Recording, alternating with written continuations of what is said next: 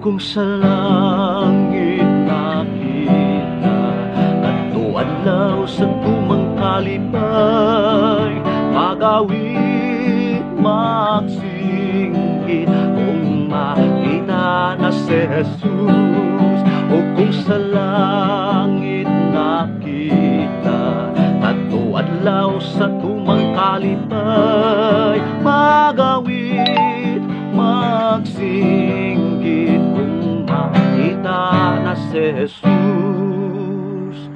Sa pinadayag 21:3 sa 4 nga kauban na nato ang Ginoo ni anang dapit nga iyang giandam kanato nga wala na unyay kasakit lunlun kalipay na kauban ang ato ang Ginoo kung aduna may luha siya na mangunay sa pagpahid niini. So ang mga problema wala na, ang mga kasakit lumalabay na mga kaigsuunan.